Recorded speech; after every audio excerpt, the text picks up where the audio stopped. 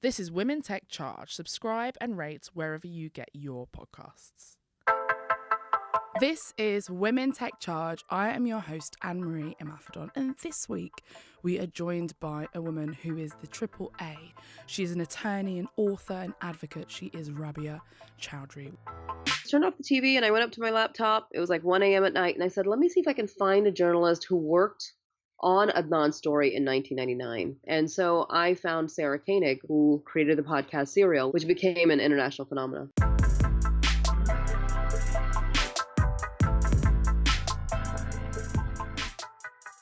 Welcome to the podcast, Rabia. Hi, Anne-Marie. Thanks for having me. Thanks for giving the time and joining us as well. Again, another international podcast. We're being joined from the suburbs of Washington, D.C., where Rabia has assured me that it is both cold and sunny, which compared to where I am now in London, it's been raining for about 3 days straight, what feels like 30 days straight. We're going to start this story at the beginning. This is a very good place to start. Rabia, where did you start off your life? Where did the triple A begin from? Well, the triple A, the first A of that triple A is attorney, and so I kind of began my career journey going to law school, having been a failed medical student, because if you're South Asian and my family's from Pakistan, you're expected to go to medical school. That just wasn't going to happen. So I went to law school, disappointed everybody.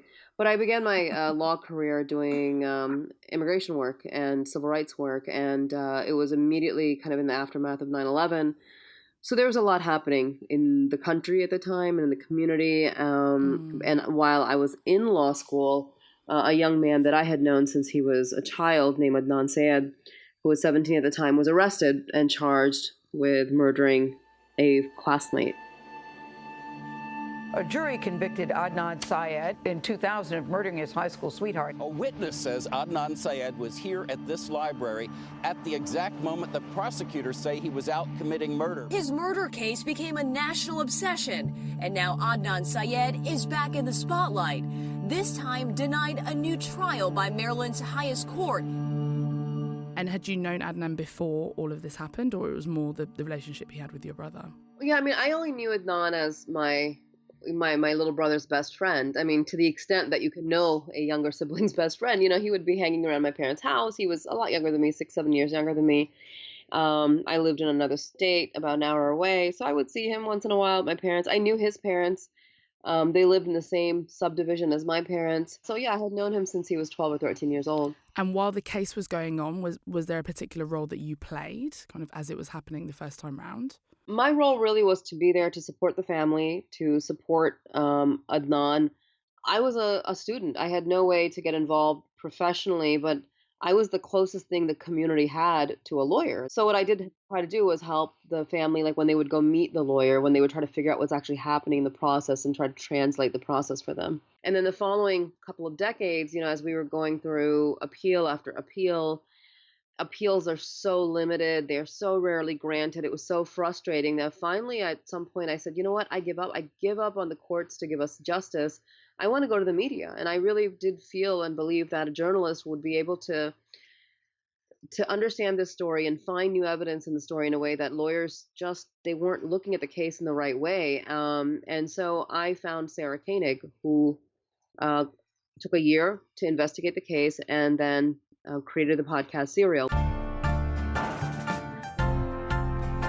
For the last year, I've spent every working day trying to figure out where a high school kid was for an hour after school one day in 1999. It's time for a break. Send me a message using the hashtag WomenTechCharge and please subscribe and rate wherever you listen to podcasts.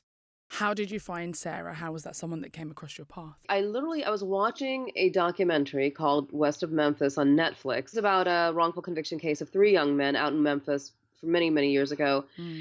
And every time I watched a documentary in the case, it changed my perspective. And I turned off the TV and I said, man, the media makes such a difference, you know, and the director in that documentary was able to find new evidence that helped to free those young men. And I just turned off the TV and I went up to my laptop. It was like 1 a.m. at night. And I said, let me see if I can find a journalist who worked on Adnan's story in 1999. And I found Sarah Koenig's name. She had written an article about Adnan's attorney. not about Adnan's case, but about Adnan's attorney back in the late 90s, or I think maybe it was the early 2000s, in which she had written about his attorney getting disbarred. So I said, well, I don't know who this is. Let me look her up. Maybe she's still in the Baltimore area. And it turned out she was now a producer for This American Life. And so what was the gap between that happening and then you meeting up with Sarah and Serial being kicked off? Oh, like 14 years. Oh, my goodness. So that's quite a big gap. It was a big gap because we really all those years trusted in the appeals process. And we just thought, okay, not this appeal, it'll be the next one. It'll be the next one. Until finally I realized it's not going to be any of them. The podcast then takes off. Can you think back to maybe what you thought would happen versus what then eventually happened with Serial? I had no idea. I had never heard a podcast before. And I really thought what Sarah Koenig was going to do was investigate this case and make a one episode This American Life, which was an ongoing show already, just one episode of This American Life. And then she told me well into her investigation that we're going to create a podcast series, 10 or 12 episodes. And I was like, what is that? What is a podcast? and then I thought, well, who's going to listen to that? No one's going to listen to that. I don't even know what that is. I thought, okay, it is what it is. But the truth is this, in many respects, I kind of didn't care what the final product of her investigation looked like in terms of the media. I wanted to know, what did you find? That's all that I cared about. So I was like, do whatever you want. But then it exploded. I mean, the first week they dropped 2 episodes. And my world completely changed. It was just from all over the world. It was just constant. I mean, those 3 months were some of the most stressful months I've ever endured. The media and the stuff online. It was just crazy. And that was a podcast that then grew, and many people will have heard of Serial. Many of them may have listened to it, and it's a new format. It's definitely opened up a new world. I think it's opened up podcasting itself, but also the idea of using media. I think that, like you mentioned, the documentaries is something we've had for so long, but there's something about a podcast that's a little bit more intimate. There's something about a podcast that allows people to kind of process a little bit more and think things through. Is that something you've kind of got as part of feedback, or that you experienced, I guess, as you got into the world of podcasts? Oh, absolutely. I mean, Serial did a lot, not just for the world of podcasting, but for the world of true crime. I mean, I think of Serial as like the podcast that launched 1,000 podcast ships. I mean, after Serial, so many other journalists and activists have used podcasting for advocacy, and numerous podcasts have now helped solve cases, have helped exonerate people. I mean, after Serial ended, people were not really satisfied because they said, well, what now? What happens to his story next? And I mean, frankly, Serial, they were great journalists, great storytellers, but they weren't investigators, like criminal investigators. So, but there were people who were taking a closer look at the case. They brought so many resources to the case, other lawyers and investigators who wanted to help Adnan. And so I ended up teaming up with 2 other lawyers and deciding, okay, we've done the 3 of us were writing a lot about the case, and we wanted to make sure that people were hearing all the other evidence that Serial wasn't able to really explain or even touch. And we turned that into a podcast called Undisclosed. Hi, and welcome to the very first episode of Undisclosed, The State versus Adnan Syed. Today's episode is Adnan's Day. And we did almost, I think, 25 or 30 episodes on Adnan's case. And so what I learned was people are willing to stay there for the long haul. Our attention spans are not that terrible. So Serial did a lot for this entire space. And this is you taking that kind of digital platform, or that idea of podcasting, and being able to use that alongside kind of what you're doing in terms of investigation. Was there anything else or any other use of technology that you saw that was being used in Adnan's case to draw on new evidence? Is there anything else, I mean, aside from the podcasting and technology-wise, that excited you or surprised you or helped you? Social media has completely changed the game on these issues. I mean, we're able to use social media and digital media not just to tell the story, but to gather resources. We've done crowdsourcing, crowdfunding. We've raised a couple $1 million for his defense. We have used that to connect with experts we normally would never connect with. Undisclosed went on to do, we've done like 15 other cases since Adnan's case, because other lawyers and innocence projects and people have reached out to us, and we have over the years used this technology that connects us to make it easy for witnesses to come forward, to contact us, to give us new evidence, and to brainstorm when we can't figure something out. The connectivity has changed how we're approaching all these cases. I guess you're normally on the lawyer side, or you're trained to be on the lawyer side. In terms of police forces, is there anything exciting that you've seen, or any surprises that you've had in bringing these technologies to police forces? Well, the truth is, in many of these cases, because we're talking about wrongful convictions, and when you have wrongful convictions, you often have great lapses in police work that led to those wrongful convictions. So we rarely work directly with the police, but some of the stuff that has happened is that there's been great leaps in technology, like DNA technology, genetic genealogy, that helps investigators and the police, who might find DNA, but it doesn't match anybody. And so what do you do? And now there's these genetic databases that you can plug that into and see, okay, is there somebody out there who might be related to whoever left this DNA behind at a crime scene? So the technology on the forensic end has changed dramatically. And that's another thing, that as we're looking at cases that are 15, 20, sometimes 30 years old, we can do things with that evidence now that we couldn't do 30 years ago, 20 years ago. Many things have moved on in 30 years.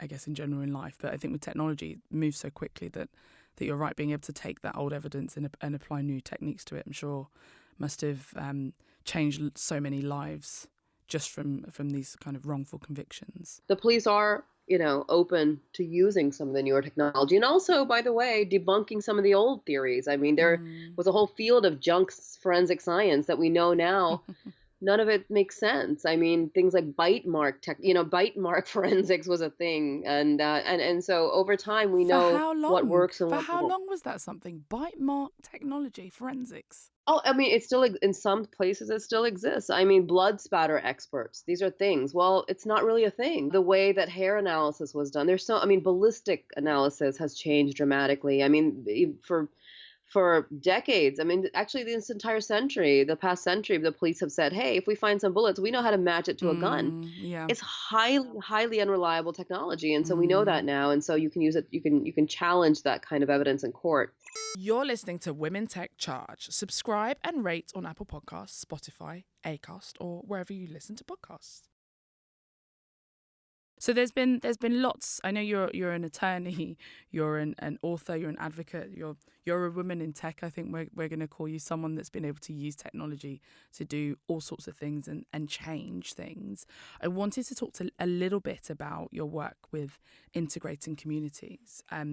How, to what extent has technology informed the work that you've been doing in that space? 9/11 happened right after I got out of law school. I literally just as I was graduating from law school, and that put me in a position that a lot of young American Muslims found themselves, which is like suddenly having to deal with these community issues where on one hand you have to protect the rights of your community, but on the other hand you also have to take some of these threats seriously, and balancing that very carefully while making sure that people's civil rights are protected.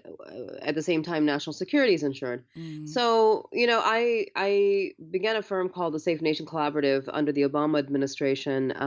And what we did through that was to train community integration and not even integration so much, but I would say collaboration, working with certain state agencies, not federal agencies, but state agencies, basically just knowing who is in your community, who is the law enforcement agencies in your community, who do you call if there's something going on, and also, on the other hand, equipping local law enforcement with proper education about our communities instead of like kind of the hateful rhetoric that and the scary stuff that they found online. I mean, believe me, I remember one time meeting a police intelligence officer who told me that anytime she needed to learn anything about Islam or Muslims, she just Googled it. Okay. And I thought, okay, that's why we're in so much trouble here. So, we use technology in that front because we incorporated social media into it. A lot of it was done online, and it was just having those tools just makes it just so much easier. I mean, there were times when I was able to demonstrate, for example, in front of an audience of Muslim parents, how easy it was for their children to pick up a cell phone and basically be chatting with somebody who's like an ISIS member across the world in less than 10 minutes. I think this was something that we definitely. So I'm from East London, and the ISIS, the three kind of girls that went as the ISIS brides, however many years ago it was. I think this is definitely something that's shaken the community. Where I think from the outside, it looks almost as if it's something that's a problem within the community, whereas lots of local mums and dads are saying, they didn't realise that this was what was capable. This is not really how they've raised their children. It's not the values that they've given them, but it'd been these kind of outside influences using digital for bad as much as we can use digital for good to implant ideas and all kinds of things going on.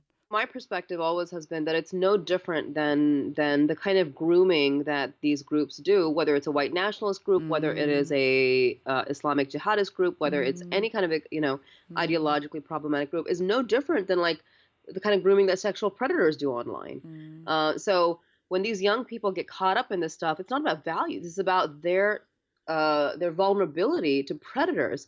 And so when you frame it like that, you stop demonizing communities and parents who have no idea, and you start helping to equip them to protect their children. When I talk to parents about this issue, when I talked about, when we ran this program, I said, this is about you protecting your children. I don't care about the police. I'm here to talk about national security. In the same way you'd want to protect your 15-year-old daughter from a sexual predator online, you want to protect her from somebody who's going to convince her to travel to Syria online.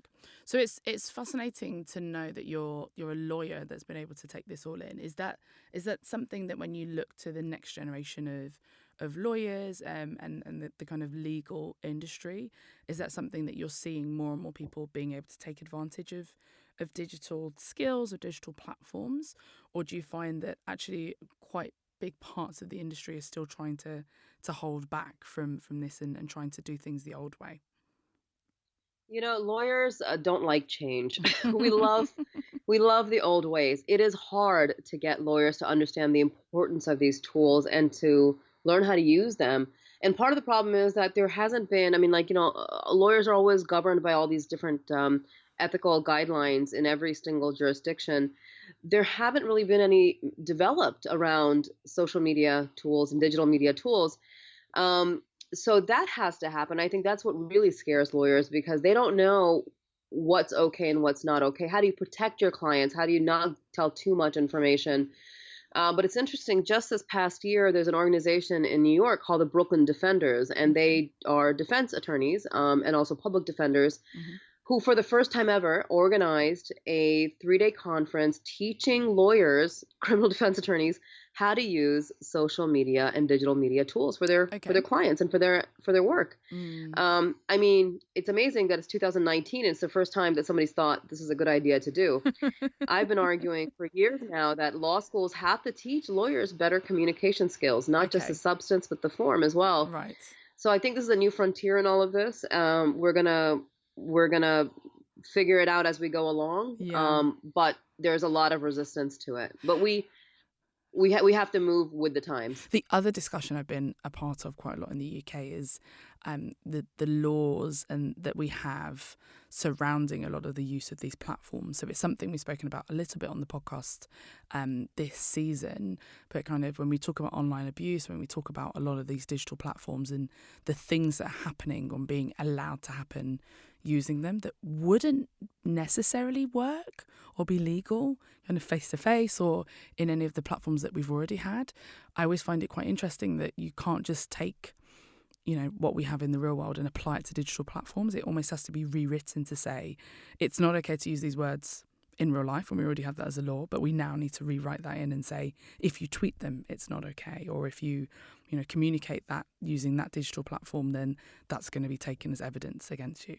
Oh, right. Absolutely. It's, and it's further complicated in the United States because we have the First Amendment, which, free speech. And the free speech that the First Amendment is meant to protect is almost always ugly, offensive speech, right? Okay, yeah. So it's not a crime to be offensive and ugly. But then what do you do when you have tweets that are incendiary, that, incite violence or incite some other kind of actual criminal activity? And that's happened. And how do you deal with that? And so the courts are having to navigate all these kind of difficult situations. I mean, there was a case not long ago where a young woman, over text message, not even in person, encouraged her boyfriend to commit suicide, Yeah, and he did. yeah. So can you use that is that evidence? And with President Trump, are his tweets presidential communications, official presidential communications?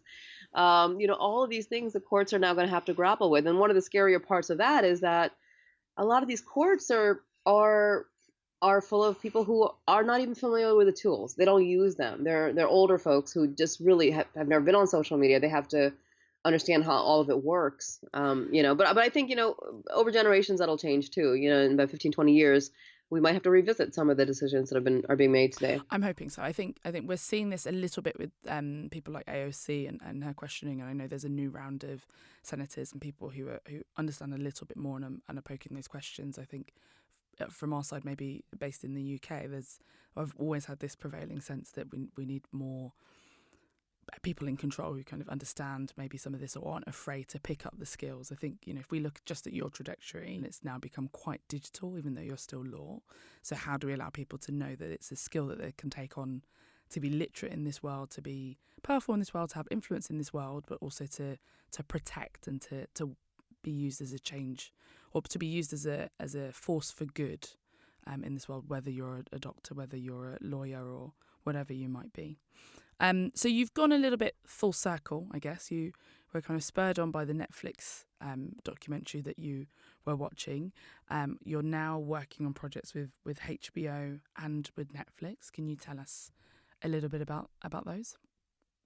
Sure. So, I wrote a book about the case in which, Adnan contributed to that book, the subject of all of this. It became a New York Times bestseller. It was optioned for a documentary series, which I helped executive produce for HBO earlier this year, and it also aired in the UK. And so, the interesting thing about that documentary series was that it was directed by Amy Berg, and Amy Berg was the director of the Netflix series I had seen the night that I reached out to Sarah Koenig all those years ago. There we go. Yeah. Such a full circle, and it's been amazing. And so that series came out this year. And, again, Amy Berg, like she did in the previous series or documentary I'd seen, did find more evidence for the case. It was 3 years in the making. And then with Netflix, a lot of traditional media companies, and Netflix is not exactly traditional, but it's been around long enough now but they're realizing the power of podcasting. So they are now launching a new podcast series to help support their original productions. And so this year they asked me to write a script for one of the episodes of this new podcast series. Okay, very cool. And the episode will air on December 4th. Mm-hmm. I believe if you go to Netflix.com, or you just go to your Netflix or go to your podcast app and search for Netflix, the Netflix podcast series will pop up. And it will be called Because I Watched. That's the name of the podcast. Okay. And my episode, the one that I have scripted, is about the series called Delhi Crime. We've not got much longer in the episode. I wanted to just throw something to you as a lawyer who's now found herself increasingly technical and digital, and that's about the future. What do you think the future holds for the law profession? I speak all the time. I get to speak to all kinds of people, and there's a gig I've done twice actually in the last 2 months to a group of lawyers, and I always enjoy talking about artificial intelligence, machine learning, 3D printing, all these kind of tech trends, and helping relate it to what the legal profession is looking at and grappling with.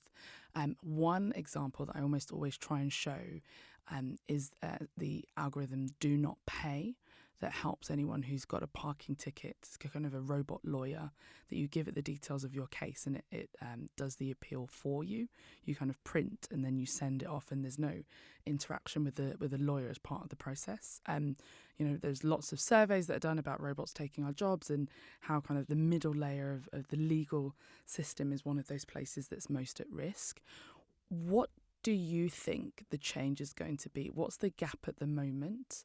And how much do you think, this fourth industrial revolution, as we tend to call it, how do you think that's going to change the legal profession? How can you see it changing the legal profession already? I think the biggest change that's going to happen is suddenly we are going to see more power to the people. Okay. And one of those reasons is because the average person can now document things they're seeing, put it online, and then demand answers from the system, which they couldn't do before. The average person wants to know more about how the system works.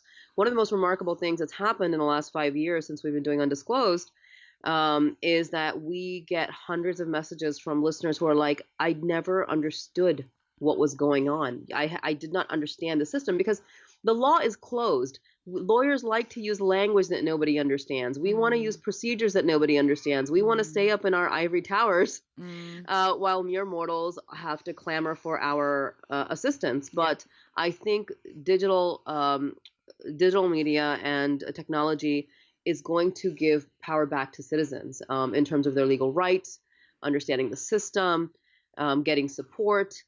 And I think that's a good trend. I think our systems need accountability, and this is one way it's going to happen. Fantastic. Power to the people. What a good place to end. So where can people find you if they would like to get involved, if they'd like to feel that power or get clued up on the tools that are available to them? What would you suggest? I'm always on Twitter. My Twitter handle is Rabia Squared, so you can always find me there personally. Our podcast, I have two podcasts. One's the 45th, which is a weekly political podcast about the 45th administration, the Trump administration. The other one is Undisclosed, which is a long-form, deeply investigative legal podcast about wrongful convictions in which we work directly with defendants and their families and their lawyers. And there's always a mystery, a whodunit at the heart of it. So you can search for both of those online on any of your podcast apps and follow us there. And as always, support all the local organizations that are doing this work anyways. Fantastic. Thank you for joining me this evening, this afternoon, this morning, wherever you are in the world. Thanks so much for sharing your story.